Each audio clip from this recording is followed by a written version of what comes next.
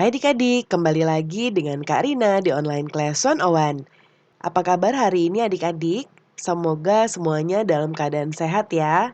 Kali ini kita akan belajar kelas 5 tema 7, subtema 1 peristiwa kebangsaan masa penjajahan. Di pembelajaran 1 kita akan belajar bahasa Indonesia, IPA dan IPS di halaman 1 sampai dengan 17. Nah, adik-adik, banyak peristiwa dalam kehidupan kita ya. Ada peristiwa pribadi, peristiwa keluarga, peristiwa masyarakat, bahkan ada juga peristiwa yang dialami oleh bangsa dan negara. Peristiwa dapat dibedakan menjadi dua macam. Yang pertama, peristiwa yang menyenangkan atau yang membuat kita senang. Yang kedua, peristiwa yang tidak menyenangkan atau peristiwa yang membuat kita sedih. Coba perhatikan gambar-gambar berikut ini. Berikan tanda centang pada peristiwa yang menyenangkan dan tanda silang pada peristiwa yang tidak menyenangkan. Coba kita lihat di pertama ya, gambar pertama ini menang lomba. Ini tentunya kita senang ya karena mendapat penghargaan, ya piagam penghargaan, dapat piala dan juga biasanya ada hadiah. Nah, kemudian orang tua kita juga pasti akan bangga. Nah, ini kita centang ya, karena ini merupakan peristiwa yang membahagiakan. Kemudian sakit. Kalau sakit tentunya keluarga kita sedih, teman-teman kita pun juga sedih ya. Jadi ini kita silang. Kemudian jatuh dari sepeda. Ini juga peristiwa yang tidak menyenangkan ya. Kemudian merayakan ulang tahun ini menyenangkan karena teman-teman mengucapkan selamat, ya memberikan kado ya, dan kita juga biasanya diberikan kue ulang tahun. Kemudian rumah kebanjiran, wah tentunya ini tidak ya adik-adik. Kemudian tamasya ke kebun binatang, ini juga peristiwa yang menyenangkan. Nah berikutnya ini ada gambar adik-adik buah cengkih yang belum dikeringkan dan cengkih kering, buah cengkih setelah dikeringkan ya. Nah, adik-adik rempah-rempah begitu melimpah di bumi Indonesia. Melimpahnya rempah-rempah dapat meningkatkan kesejahteraan masyarakat Indonesia. Namun, rempah-rempah yang begitu melimpah juga membuat bangsa-bangsa di Eropa berusaha untuk menguasai perdagangannya. Nah, kita coba jawab pertanyaan-pertanyaan berikut ini ya. Yang nomor satu, mengapa bangsa Eropa berhasrat memonopoli perdagangan rempah-rempah? Jawabannya adalah bangsa Eropa berhasrat memonopoli perdagangan rempah-rempah karena harga jual rempah-rempah di Eropa pada waktu itu sangat tinggi. Memonopoli itu maksudnya mau menguasai ya adik-adik ya. Kemudian yang kedua, seberapa tinggikah nilai ekonomis rempah-rempah di mata bangsa-bangsa Eropa? Harga rempah-rempah semahal emas. Nah, masyarakat Eropa sangat membutuhkan rempah-rempah untuk industri obat-obatan. Lalu yang nomor tiga, apa hubungan rempah-rempah dan penjajahan di Indonesia? Nah, jatuhnya Konstantinopel ke tangan bangsa Turki pada tahun 1453 menyebabkan bangsa Eropa mengalami kesulitan mendapatkan rempah-rempah. Oleh karena itu, mereka berusaha mencari sendiri daerah penghasil rempah-rempah dengan melakukan penjelajahan samudra dan juga penjajahan terhadap negara-negara yang kaya rempah-rempah. Ya, termasuk kita Indonesia ya adik-adik. Salah satu peristiwa tidak menyenangkan yang dialami oleh bangsa Indonesia adalah penjajahan yang berlangsung cukup lama.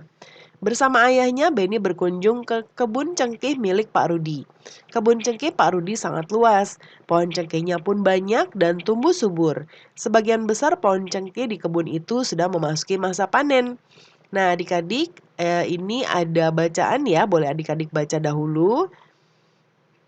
Ya, kemudian juga ada bacaan peristiwa kedatangan bangsa Barat. Ya. Nah, ini ada gold ya, kemudian ada gospel dan glory. Nah, ini boleh adik-adik pause dulu videonya, dibaca dulu, atau bisa juga baca di buku adik-adik. Karena kita akan langsung menjawab di bagian ayo berlatih. Berdasarkan bacaan di atas, isilah kolom-kolom berikut sesuai dengan pertanyaannya. Di kolom seperti ini ya. Nah, Karina buatnya mendatar ke bawah, nanti adik-adik jawab seperti ini boleh, atau kalau mau kayak Karina gini juga nggak apa-apa ya, tergantung arahan Bapak Ibu Guru. Yang pertama, siapa yang dimaksud bangsa Barat? Bangsa Barat adalah bangsa yang berasal dari benua Eropa. Yang nomor dua, apa faktor yang melatar belakangi bangsa Barat melakukan penjajahan di Indonesia? Adanya keinginan mencari kekayaan atau gold dan kejayaan atau glory serta keinginan menyebarkan agama atau gospel. Kemudian kapan bangsa barat mulai melakukan penjelajahan samudra? Mulai akhir abad ke ini berapa ya adik-adik? 15 ya. Kemudian di mana bangsa barat pertama kali mendarat di Indonesia? Bangsa barat atau Portugis pertama kali mendarat di Maluku. Kemudian mengapa bangsa barat melakukan penjelajahan samudra? Nah, bangsa barat ingin mendapatkan rempah-rempah dari daerah asal dengan harga yang lebih tinggi. Kemudian, nah ini dengan lebih murah ya adik-adik ya. Kemudian yang nomor 6, bagaimana kondisi rakyat yang mengalami penjajahan? Bangsa yang dijajah pastinya sangat menderita ya. Nah, kemudian didiskusikan teks peristiwa kedatangan bangsa barat dengan teman sebangku. Kemudian buatlah ulasan mengenai bacaan tersebut seperti di bawah ini ya. Ada judul, bagian yang paling menarik, informasi penting, dan pendapat tentang teks ini. Karina sudah buat di sebelah kanan. Judulnya tadi adalah peristiwa kedatangan bangsa barat. Bagian yang menarik adalah kekayaan yang mereka cari terutama adalah rempah-rempah. Harga rempah-rempah sangat mahal, semahal emas atau gold. Mereka sangat membutuhkan rempah-rempah untuk industri obat-obat dan juga bumbu masak. Informasi pentingnya yaitu adalah adanya keinginan mencari kekayaan atau gold. Yang kedua, adanya keinginan menyebarkan agama atau gospel. Yang ketiga, adanya keinginan mencari kejayaan atau glory. Yang keempat, perkembangan ilmu pengetahuan dan teknologi. Ilmu pengetahuan dan teknologi berkembang pesat seperti dikembangkannya teknik pembuatan kapal, ditemukannya mesiu, dan ditemukannya kompas. Pendapat saya tentang teks ini, teks tentang peristiwa kedatangan bangsa barat sangat bermanfaat untuk menambah wawasan tentang sejarah sejarah ya bangsa Indonesia. Saya menyarankan teks ini karena teks tentang peristiwa kedatangan bangsa barat berisi informasi yang sangat bermanfaat. Kemudian berikutnya bersama kelompokmu carilah informasi mengenai kedatangan tiap-tiap bangsa Eropa ke Indonesia. Kita bisa peroleh dari buku, surat kabar, majalah, atau dari internet ya. Nah, kita langsung lihat saja di sebelah kanan, Karina sudah buatkan, kita besarkan sedikit. Yang pertama di tahun 1511. Ya, nah yang ini pantai utara Sumatera ya tempatnya tujuannya mencari daerah penghasil rempah-rempah dan menguasai pelabuhan Malaka sebagai pusat perdagangan. Kemudian peristiwa yang penting yang terjadi yaitu jatuhnya Malaka ke tangan Portugis membangun benteng di Ternate. Kemudian reaksi masyarakat awalnya diterima dengan baik dan mendukung Sultan Ternate, tetapi akhirnya terjadi perlawanan. Kemudian berikutnya kedatangan bangsa Spanyol di Indonesia. Tahun kedatangannya yaitu tahun 1521, tempatnya di Pantai Tidore atau Maluku. Tujuannya adalah menyebarkan agama dengan strategi misionaris. Lalu peristiwa pentingnya meletakkan dasar-dasar agama di Ambon, Ternate, dan Morotai. Reaksi masyarakat awalnya menerima dengan baik, tetapi akhirnya terjadi perlawanan. Kemudian kedatangan bangsa Belanda di tahun 1596 di Pelabuhan Banten, mencari daerah penghasil rempah-rempah. Peristiwanya adalah pembentukan VOC, pembentukan pemerintah kolonial Belanda. Reaksinya awalnya diterima dengan baik, tapi akhirnya terjadi perlawanan juga ya.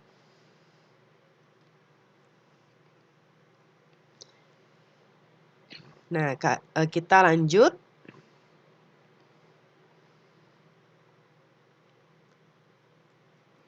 Salah satu latar belakang kedatangan bangsa-bangsa Eropa ke Indonesia adalah semboyan 3G, Gold, Gospel, dan Glory.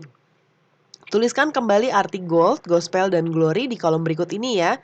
Yang Gold artinya ada keinginan mencari kekayaan, Gospel adanya keinginan menyebarkan agama, Glory adanya keinginan mencari kejayaan.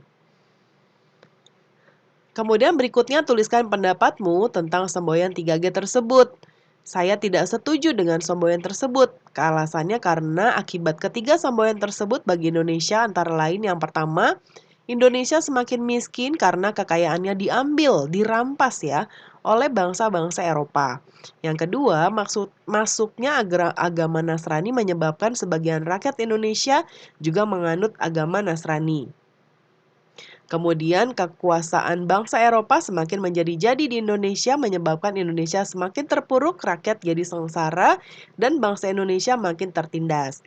Untuk poin 2, ini adalah karena pada saat itu cara mereka kurang baik ya adik-adik ya. Namun pada akhirnya ini menjadi salah satu kekayaan Indonesia di mana ada 5 agama dan satu kepercayaan yang diakui di negara kita ya. Hanya ini kita masukkan sebagai poin-poinnya karena cara mereka menyebarkan gospelnya ya, ini yang kurang baik ya. Nah, kemudian yang berikutnya kita coba lihat dulu ya. Buatlah pengandaian berkaitan dengan peristiwa kedatangan bangsa-bangsa Eropa di Indonesia. Nah, yang ini ada bagian titik-titik yang harus kita jawab ya. Seandainya aku menjadi rakyat Indonesia pada saat itu, aku akan titik-titik. Nah, ini kita pilih ya, menerima atau menolak ya kedatangan bangsa-bangsa Eropa. Nah, tentunya di sini Karina akan pilih menolak ya. Lalu penjajah titik-titik membantu atau menyengsarakan. Nah, mereka menyengsarakan ya. Makanya tadi Kak Rina bilang cara mereka dalam mencapai kekayaan ya dalam gold itu tidak baik. Mereka merampas. Lalu yang glorinya ya kejayaan juga tidak baik. Gospelnya mereka juga tidak baik ya. Makanya sebetulnya masuknya yang agama Nasrani ini Kak Rina tekankan lagi bahwa cara mereka kurang baik ya. Namun ya tadi itu menjadi salah satu agama yang memang kita akui ya. Sikap para penjajah awalnya baik atau jahat, namun pada akhirnya kelihatan juga sifat aslinya. Nah ini yang pertama sikap para penjajah awalnya baik, namun pada akhirnya kelihatan juga sifat aslinya yaitu menindas dan kejam ya. Nah, berikutnya ada cerita tentang cengkeh ya adik-adik ya. Boleh dibaca dahulu dan juga ada bacaan sifat-sifat benda. Boleh dibaca di pause videonya atau baca dari buku adik-adik. Dan kita akan langsung ke percobaan. Percobaan ini menggunakan alat 2 buah pensil, penghapus, peraut, dan buku catatan. Ambillah pensil yang masih utuh, perhatikan bentuknya dan gambarlah. Kemudian dengan menggunakan penyerut pensil, rautlah bagian ujung pensil sehingga dapat digunakan untuk menulis. Perhatikanlah, gambarlah, dan bandingkan gambar ini dengan gambar pensil yang utuh sebelumnya.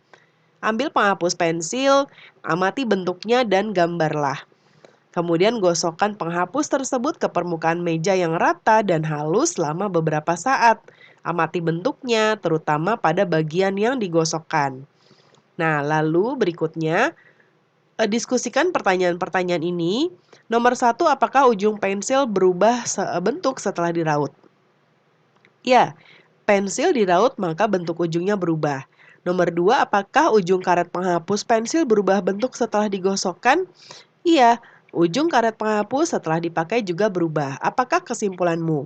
Bentuk benda padat dapat diubah jika mendapatkan perlakuan tertentu, misalnya ditumbuk, dipotong, atau digosok. Percobaan yang nomor 2, yang alat-alatnya yang digunakan adalah gelas yang diisi 3/4 tinggi, wadah lain yang transparan, lalu nampan atau papan kayu. Letakkan gelas yang berisi air pada permukaan yang rata, amati dan gambarlah. Letakkan gelas tersebut di atas nampan atau papan kayu, perlahan miringkan nampan atau papan kayu, jagalah jangan sampai isi gelas tumpah. Perhatikan lalu gambar. Bandingkan dengan gambar sebelumnya, lalu pindahkan air yang di dalam gelas ke dalam wadah yang lain. Perhatikan apa yang terjadi. Lalu tuanglah air tersebut ke atas tanah, apa yang terjadi dan catatlah. Yang pertama, bagaimana bentuk permukaan air di gelas saat sebelum dan sesudah dimiringkan? Permukaan air mendatar saat sebelum dan sesudah dimiringkan. Yang kedua, apakah yang terjadi ketika air dituang ke dalam wadah yang lain? Bentuknya mengikuti wadahnya. Yang ketiga, bagaimana cara air tersebut dapat mengalir? Air mengalir ke tempat yang lebih rendah. Apa yang terjadi ketika air dituang ke atas tanah? Kemanakah air itu mengalir? Air akan masuk atau meresap ke dalam tanah. Nomor 5, apakah kesimpulanmu? Benda cair memiliki sifat bentuk yaitu tidak tetap, selalu mengikuti bentuk wadahnya. Bentuk permukaan benda cair yang tenang dan selalu datar, mengalir ke tempat yang lebih rendah, menekan ke segala arah, dan meresap melalui celah-celah kecil.